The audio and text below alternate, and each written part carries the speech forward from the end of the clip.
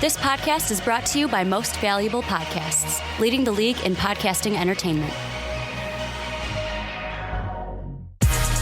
Welcome, ladies and gentlemen, boys and girls, children of all ages. This is the Fast Break Podcast. I'm your host, Sean Anderson. Alongside me, as always, is Ricky Widmer. What's up? And Dave Oster. Hey, everybody. And today we are talking about the Los Angeles Lakers. Are they finally a playoff team? They're looking fantastic. Finally. Hey. They were just there. Well, they took a little break. They took a little break. Kobe had to take his victory tour? Yeah, his victory tour for 2 years or a couple of years there. And we're also going to be talking about the other team in Los Angeles, the Los Angeles Clippers. Is this finally their year? We're going to be talking about the disappointing New York Knicks, and we're going to wrap that up by having a fun discussion where we're picking players that we do not like and saying who is better and making the argument for a player that we do not have an affinity to. But it should be a fun podcast, and I hope you enjoy it. And let's jump in. Ricky, you said Luke Walton is a top 5 coach in the NBA going into this season. We all laughed.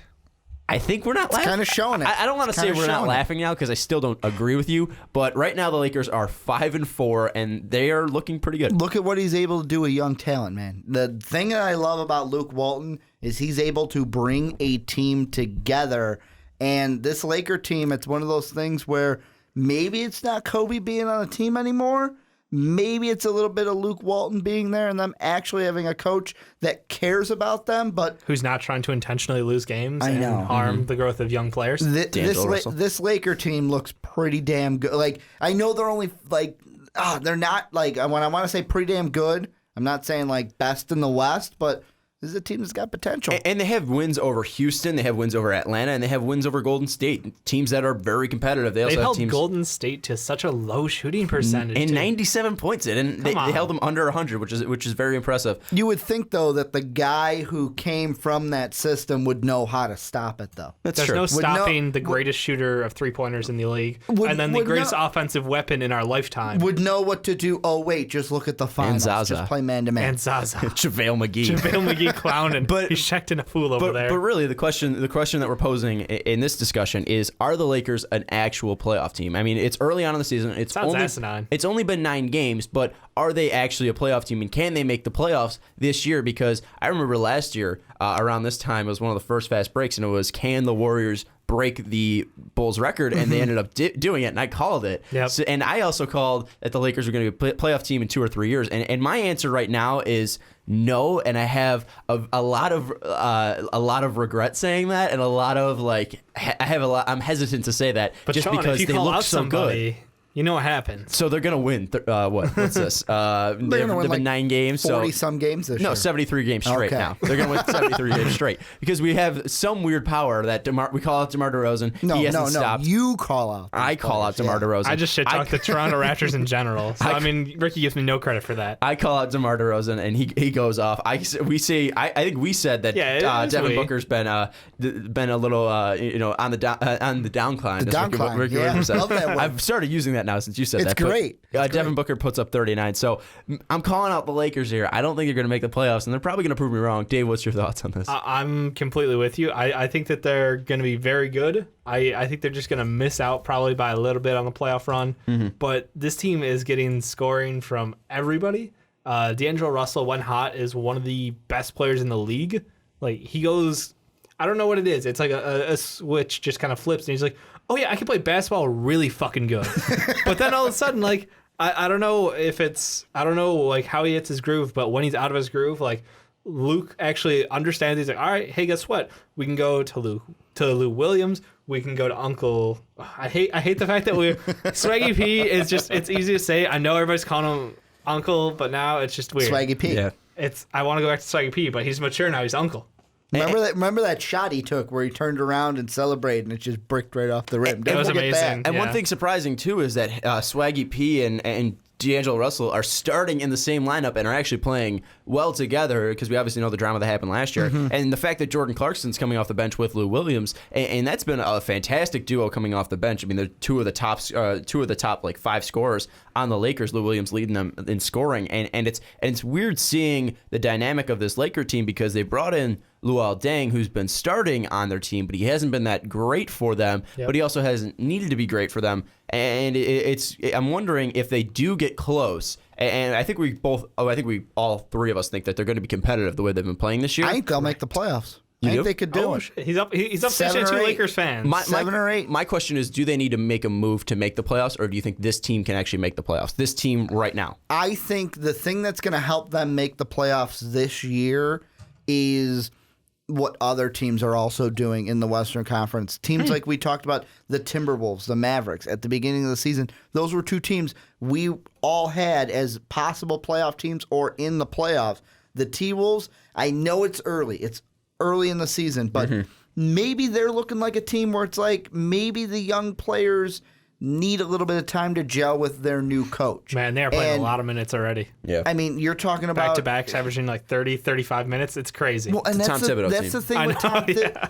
and that's the thing with Thibodeau and like with Luke Walton. Look at the Warriors team last year when he was taking over for Steve Kerr.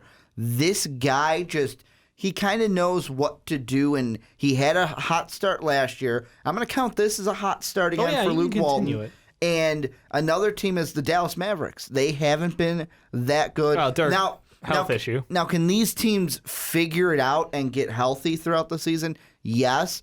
But the thing that's going to stop the Lakers from making the playoffs is if teams like the Timberwolves, the Mavericks, I'm even going to look at the Grizzlies, who right now would be just out of the playoffs. If those teams finally say, hey, we're going to gel now and we're going to start making a run. I think Portland's going to pick it up too. Portland right now sitting at 5-4. I think they're definitely going to be higher than where they currently stand. I think the Jazz are not surprising, but I think because we had them at our 5th ranked team overall, I think they'll definitely stay where they are. But I think you're right. I think Memphis is probably the only team right now, unless Minnesota does start to gel, or possibly Phoenix, because Phoenix might be a dangerous team because they're kind of in that Lakers situation where if their guys are playing together, If they start clicking, then they're dangerous. Yeah, but I mean, it's so tough because those guys are so young. I think you leave this alone. I think you let this team grow as a team because they have a ton of energy about them. The way they play is really fun. And the nice thing this year is it seems like Luke has pretty much taken away like their fear of shooting the ball.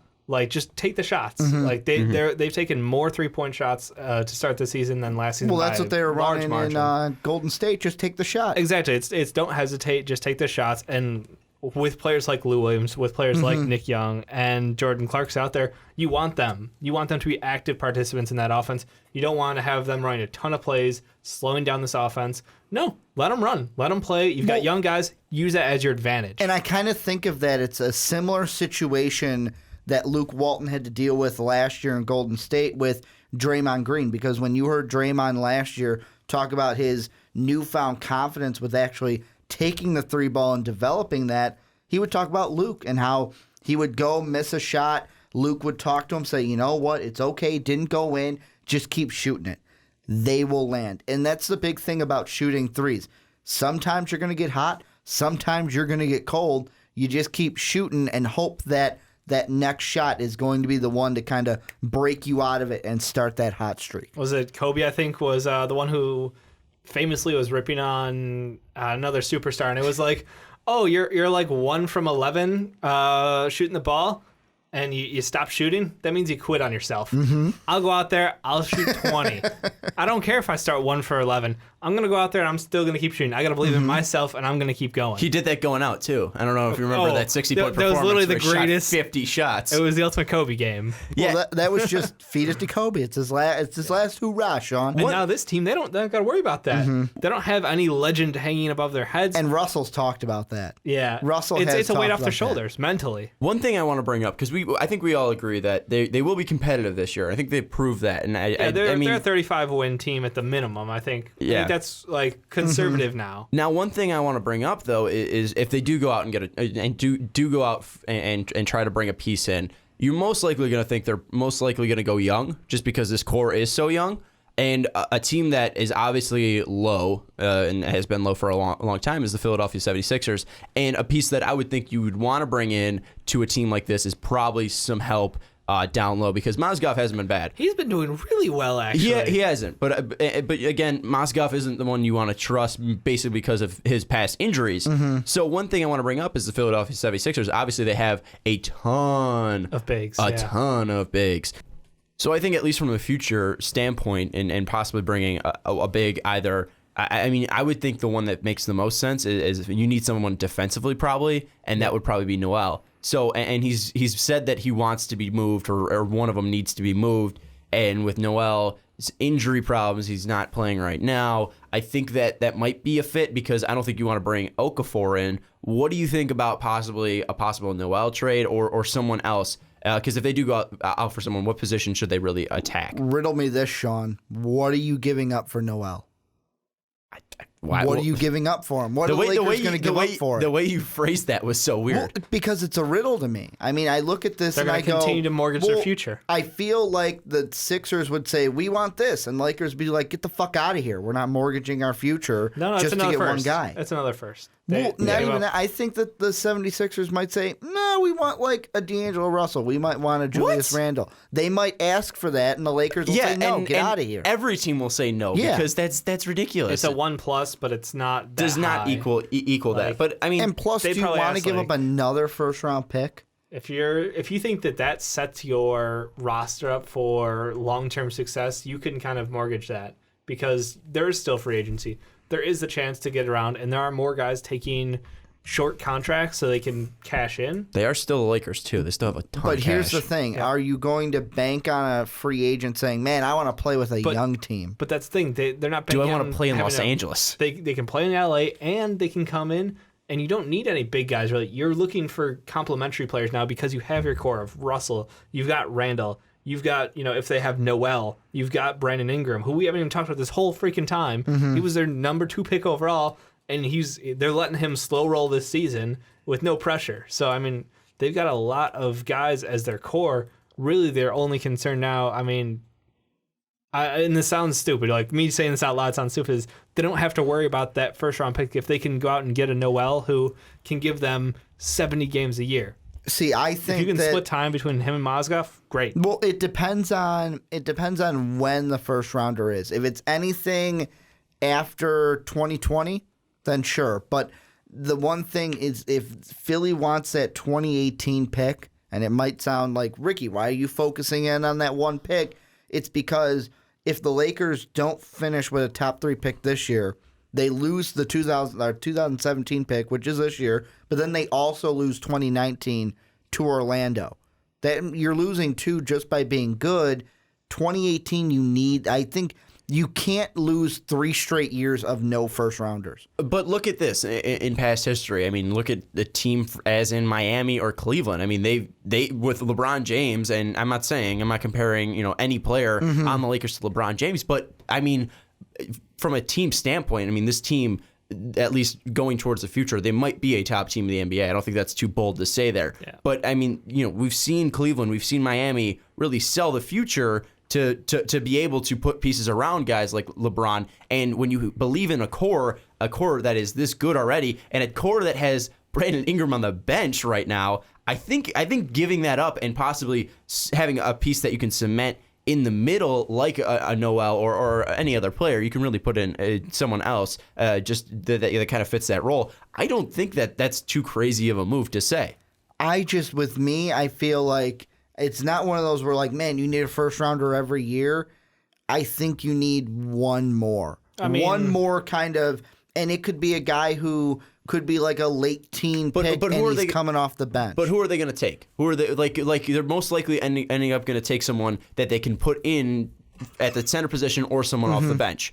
And the thing with that is, if you're going to do that, why not go for Noel, who has proven that he's played in the NBA so far? He's only 22, 23. I mean, he's at such a weird age. I think he's actually younger than that, just because he's been in the league for a decent amount of time, but he came in so young out of Kentucky. Yeah. I think who he has NBA experience but still is so young and is just so athletic. I think it's you take that, because you might go with a guy in the first round in the 15s where he might be a guy that isn't ready to play in the next 3 years, where Noel's already ready to play. I mean, there's a little bit of injury concern there because he struggled with injuries throughout his career, but still, I think that might be a smarter move than a guy in the late teens, because those guys really don't hit that often, at least on starter. That's what I was gonna say. Is like, look, if you're going draft picks, number ones aren't guaranteed. Look at teams who have missed consistently. The Kings, name the last 5 years of their first round picks, fucking whiffs, every single one of them. every single one of them. Willie Cauley-Stein. And I'm not going to name all the Kings picks, but no, I agree. Ben McLemore. Stauskas was a first-round pick. Nick Stauskas, Jimmer, and your boy Papa John's. He isn't a bust yet, but still, that's the thing is, I mean, even it's a high pick, I mean, it's really the team that drafts it, and I can say pretty fairly that the Lakers are good at drafting. I mean, they did. I do love Larry Nance. I think he's been a steal. Randall, Russell. Yep. I mean, those have been fantastic picks. Clarkson was a draft pick too. Clarkson was a good one. In the second round. So I mean, looking at this team, they know how to draft, and that's not a problem there. But I mean, still, taking a guy in the late teens there, I think that's more of a gamble than bringing in a guy who's already established, where you really just have to get him acclimated to the culture. And it seems like guys in LA are really acclimating to. They seem to be happy. Luke Walton, and I think that's a real benefit, something that's really beneficial to Luke Walton, just because of the way, I mean, just how long he's been in the NBA and how young he still is. Let me ask you this: obviously you're making this trade during this season, correct? Yeah, before the trade deadline. Here's the thing I'm going to ask you: are you going to really? The thing with Noel that's interesting is, are you going to make a trade for a guy who next year? He's got the qualifying offer, but could sign somewhere else if he wants to. And then after next season, he could walk. Yeah, but this is the Lakers, and they have a boatload of cash, and I don't think they're afraid to spend that boatload of cash because look at the Lakers in the past. They sort of dropped a lot of money on this guy, Timothy Mozgov. Yeah. You may know him. And they dropped a lot of money on Dang as well, but that's also mainly because I think they believe in their core, so it's like unless there's a superstar out there, unless there's a guy like Russ Westbrook, who obviously isn't going to be on the market anytime soon, or there is a guy like KD again in the future, that's what we'll spend our money on, and we'll keep the core we have. But here's an interesting thing. That same year, so let's say they do get Noel. That same year in free agency, the biggest contract you're losing after this season, they lose Jose Calderon, who's about deal. 7.7 It's a million big deal. I'm saying Cap-wise, yeah. Cap-wise, it's great, but it's player-wise, no one cares. Yeah, Meta World. I'm talking, Dave. I'm talking money here. That's not fair. talking player. Meta. He's Then talking cash. They have Meta World Peace and Thomas cash. Robinson off the books. That 18 year that you would have Noel and he'd be a free agent. You would also have Lou Williams. You'd also have Nick Young. You'd also have Julius Randle that you would have to re-sign. But they're going to re-sign Randle no matter what. But here's the thing. He's a max How contract. much money is going to go around when you have Clarkson making $12.5 million that year, Luau making $18 million that year, and then Mozgov making $16 million? This is still the Lakers. Lakers are not afraid. But there's still a cap. But That's what I'm saying. there gonna be is, going but the up cap's still. still going to go up. In 2 years from now, the average contract will be like $17 million. Well, that's like we have one big boom, and it's this free agent season. But in 2 years, if the NBA continues to grow, more TV contracts, more money will flow. And that's I'm saying from what we know now, we have one boom that we know about next year. If that's it, there might not be enough money to go around to keep him. So why make the deal? All those guys that you are losing is pretty much paying for Julius Randle right there. And then what you're going to have to pay Noel, where I think the Lakers are pretty fit right now salary cap wise. They can still move guys. I mean, if Mozgov still plays the way he is, and then you're like, okay, Mozgov has trade value, we're able to trade him for picks, and then we could plug in a guy like Noel who is younger, more athletic, and possibly fits well with our young guys more, then that will work. And then also Julius Randle, obviously you'll re-up him for 5 years there, and then you'll just have to wait for D. Russ's rookie year contract to run out, and then Brandon Ingram's contract to run out as well. Which is the next 2 years. But then by then, you'll have that money saved up, and you'll have that money ready to go to sign those guys. I mean, they're not going to let those guys just walk. I think that the one thing that keeps me from saying no on the Nerlens trade is all of that. Is the if 3 years from now the money? Well, no, if I'm looking at it and we're talking about this young core, that's more important to me. Making sure that we have You're the just adding resources to the core, there. though. We have Randall, Russell, and Ingram locked up when they can't. And you can just keep that core around there because Clarkson's still locked up for then as well, and he's your bench scorer. He gets rid of Lou Williams. You don't need to bring Lou Williams back. You don't need to bring Nick Young back. That's you can go cap find right there. Scoring off the bench somewhere else. Calderon's gone. You're going to lose You mentioned you're gonna lose Thomas Robinson's cap hit as Meadows, well. yep. You're gonna lose Meadows, and then you're gonna have Noel, who you can pay because all of those guys left. You're gonna be able to re-sign Randall. You're still gonna have Clarkson on that deal. You're still gonna have Russell on his rookie year deal. You'll still have Brandon Ingram on his rookie year deal, and then you'll still have cap left over to add guys to that bench. Here's the thing: if let's say like Randall and Noel, they're that first year, you give them money. You think D'Angelo Russell isn't going to want money, and then Ingram's not going to want money when they get to that? But it's not like they can't be like, oh, I want this amount of there's a set salary there. They can't. Not after there's a that. max. Yeah, but there's a max. There's a max. based they're on gonna years want, played. you're saying that D'Angelo Russell's not going to want a max contract when he's done in No, he'll 2019, get a max. 2020. Randall will get a max, and Ingram will get a max. But that max is significantly less than a guy like Kevin Durant, who has more service time. It's less than a guy in Russell Westbrook, who has more service time. It's going to be a lesser contract. This isn't going to be like a Mike Conley signing for 5 years, 140 whatever million. I mean, it's going to be a significantly lesser contract just because of their age and because of their service time. I mean, they're going to be able to pay for those 4 guys right there in Randall, Russell, Ingram, and Noel, and I don't think Noel would even bargain for a max deal. If he can't stay healthy, there's no way he'll get a max deal. Yeah, and I even think of him more in that Bismack Biyombo range, but more proven. My bottom line is we've talked about it. You said that the Lakers have done good with drafting them. What I would say is in that 2018, make the draft pick. Make the draft pick. Have a guy who's on shooting guard, probably. Have a guy who's on a rookie contract, and you don't even have to deal with somebody who's coming off the contract. That's all I have to say. Final thing here is with the core they currently have, are the Lakers a playoff team? Just outside. 8 seed this year, they can do it. We Agree podcast. I think that they are going to be just on the outside, probably 9, but I think it would probably be like 1 game out. It'll be exciting finish. And this can definitely change because again, we're only 9 games of the season, but the Lakers look absolutely phenomenal. 8 seed, and they'll play the Warriors in round 1 and get murdered.